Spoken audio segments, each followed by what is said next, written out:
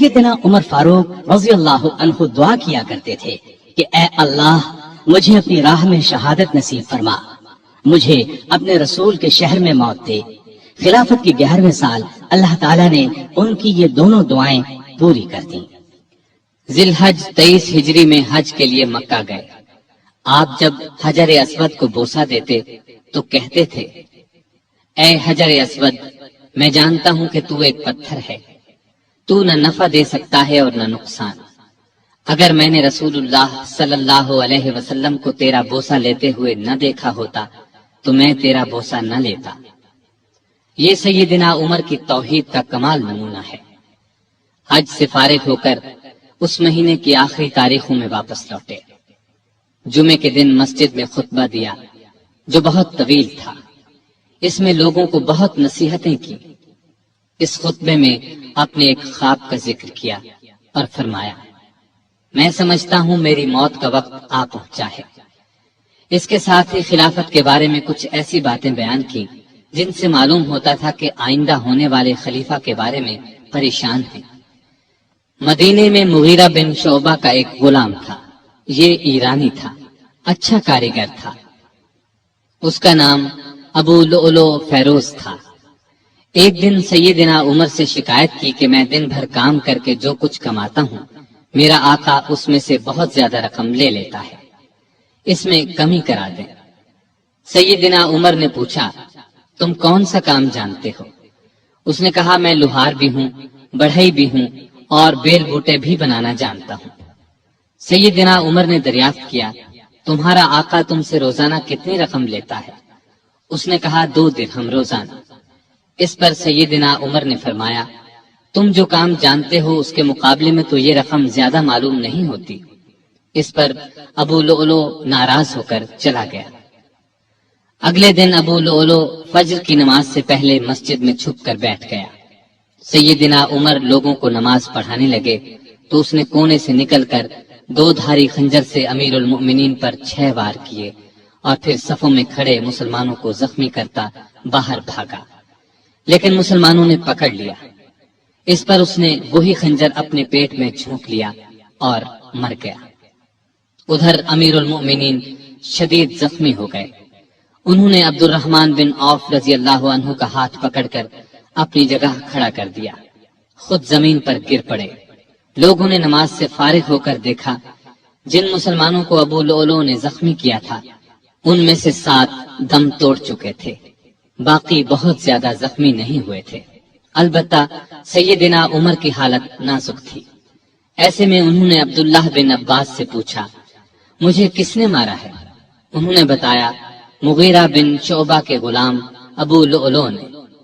یہ سن کر فرمایا، اللہ کا شکر ہے، میری موت کسی ایسے شخص کے ہاتھ سے نہیں ہوئی جو اسلام کا دعویٰ کرتا ہو۔ لوگ انہیں اٹھا کر گھر لائے، دودھ پلایا گیا تو وہ زخموں کے راستے باہر آ گیا۔ اب سب کو یقین ہو گیا کہ امیر المؤمنین کا آخری وقت آ پہنچا ہے۔ لوگ غم سے نڈھال ہو گئے، ان سے ملنے کے لیے آنے لگے۔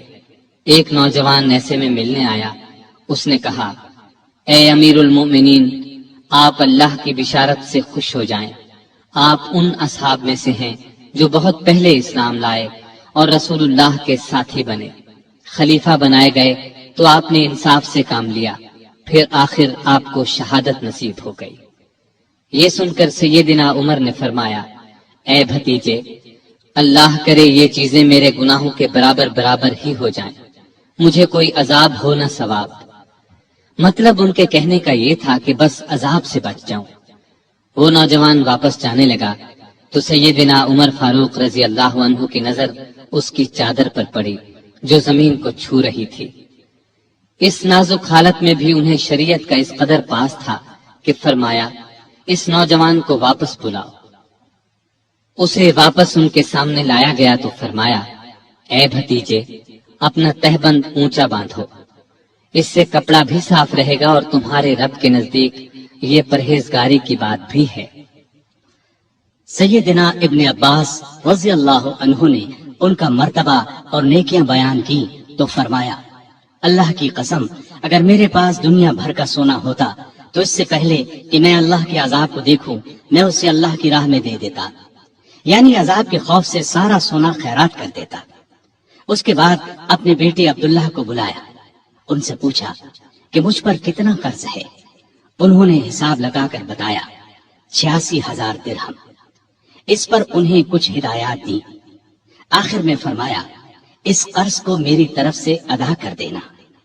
اس کے بعد فرمایا ام المومنین عائشہ صدیقہ رضی اللہ تعالی عنہا کے پاس جاؤ اور کہو عمر بن خطاب آپ کو سلام کہتا ہے اور اپنے 2 ساتھیوں یعنی نبی کریم صلی اللہ علیہ وسلم اور ابو بکر کے ساتھ دفن ہونے کی اجازت چاہتا ہے۔